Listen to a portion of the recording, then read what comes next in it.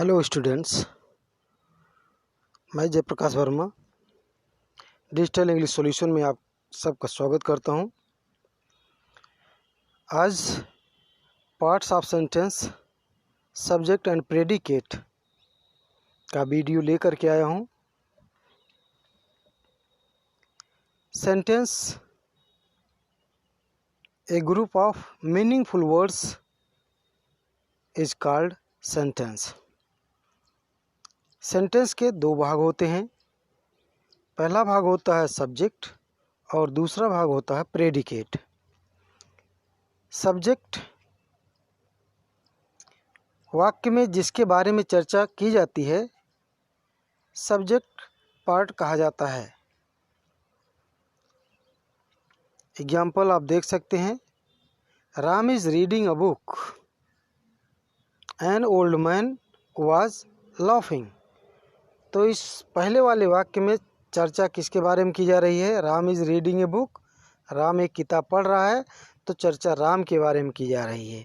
An old man was laughing, इस वाक्य में चर्चा किसके बारे में की जा रही है? एन ओल्ड मैन के बारे में, क्योंकि an old man was laughing, एक बूढ़ा आदमी हंस रहा था। तो कौन हंस रहा था? बूढ़ा आदमी। तो सब्जेक्ट का भाग वाक्य में सहायक क्रिया या मुख्य क्रिया के पहले लिखा होता है। आपको यदि सब्जेक्ट और प्रेडिकेट वाक्य में अलग करना है तो सबसे आसान तरीका है सब्जेक्ट और प्रेडिकेट को अलग करने का, उसको छांटने का। तो आप उस वाक्य में देखिए कि कोई सहायक क्रिया is, am, are, was, were, has, have, had, will, shall, can, could, may, might, would, should, ये सब अगर आए हों तो इनके पहले का जो हिस्सा लिखा होता है वह सब्जेक्ट का पार्ट होता है और उसके बाद सहायक क्रिया से लेकर के वाक्य के अंत तक का हिस्सा जो होता है वह प्रेडिकेट का पार्ट कहा जाता है। प्रेडिकेट का पार्ट देख सकते हैं आप कि वाक्य में सब्जेक्ट के बारे में जो बताया जाता है, सब्जेक्ट के बारे में जो बताया जाता है उसे ही प्रेडिकेट पार्ट कहा जाता है।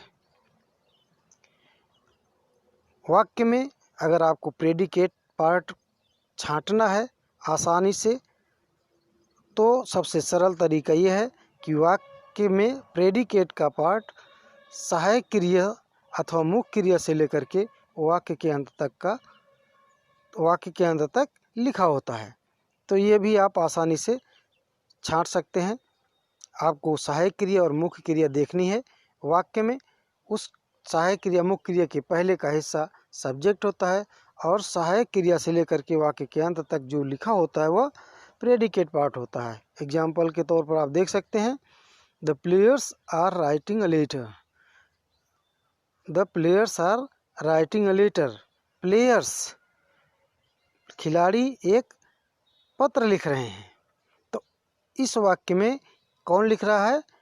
खिलाड़ी, द प्लेयर्स। इसीलिए जिसके बारे में चर्चा की जा रही है वो प्लेयर्स हैं। तो प्लेयर्स सब्जेक्ट हो गए और प्लेयर्स क्या कर रहे हैं उसके बारे में जो बताया जा रहा है, आर राइटिंग ए लेटर, तो ये जो है इसका प्रेडिकेट पार्ट है। An old man fail into A well, इस वाक्य में एन ओल्ड मैन एक बूढ़ा आदमी, फेल इनटू अ वेल एक कुएं में गिर गया। तो यहाँ इस वाक्य में सबसे पहले प्रेडिकेट सिलेक्ट करने के लिए आपको क्रिया का जानना जरूरी है। तो इसमें क्रिया क्या है? फेल। तो इसलिए फेल से लेकर के वाक्य के अंत तक जो लिखा है, फेल इनटू अ वेल, यही इसका प्रेडिकेट पार्ट है। अब सब्जेक्ट के जो भाग होते हैं वो कुल 4 भाग होते हैं, परंतु आप देखेंगे कि सभी वाक्यों में ये चारों भाग नहीं होते हैं। तो देखना यह है कि अगर वाक्य में सब्जेक्ट का एक ही भाग है तो इसको केवल सब्जेक्ट बोला जाता है। अगर उसके सब्जेक्ट के 2 भाग हों तो पहले वाले भाग को क्या कहते हैं? हम पहले वाले भाग को क्वालिफायर कहते हैं और दूसरे वाले भाग को हेडवर्ड कहते हैं। अगर आपको वाक्य में 3 भाग मिल जाए सब्जेक्ट का, यानी कि सहायक क्रिया या मुख्य क्रिया के पहले अगर वाक्य का जो हिस्सा लिखा है उसको 3 शब्द से मिल करके बना हो तो पहले शब्द को जो है हम कहते हैं डिटरमिनर, और दूसरे को एडजेक्टिव और तीसरे को हेडवर्ड कहते हैं। तो ध्यान देना है आपको कि अगर 2 ही भाग होते हैं तो जो शब्द डिटरमिनर बन जाता है 3 भाग होने पर, वही शब्द जो है क्वालिफायर रहता है। यानी क्वालिफायर और डिटरमिनर एक ही होते हैं, लेकिन वो अगर वाक्य के भाग पर निर्भर करता है। अगर 2 भाग हैं तो पहला भाग क्वालिफायर, अगर 3 भाग हैं तो पहला भाग डिटरमिनर होता है, दूसरा भाग एडजेक्टिव होता है और तीसरा भाग हेडवर्ड। तो अगर आपको वाक्य की रचना करनी हो, रीराइट करना हो किसी वाक्य को, या कहीं फिल इन द ब्लैंक्स दिया गया हो, तो उसमें जब हम उस वाक्य को भरने लगें तो सबसे पहले हमको उस वाक्य से क्वालिफायर या डिटरमिनर छांटना चाहिए। अगर 3 पार्ट है तो एडजेक्टिव और उसके बाद हेडवर्ड या नाउन छांटना है।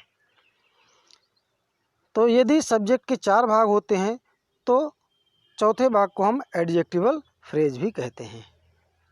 एग्जाम्पल में आप देख सकते हैं, ए बॉय इज़ कमिंग।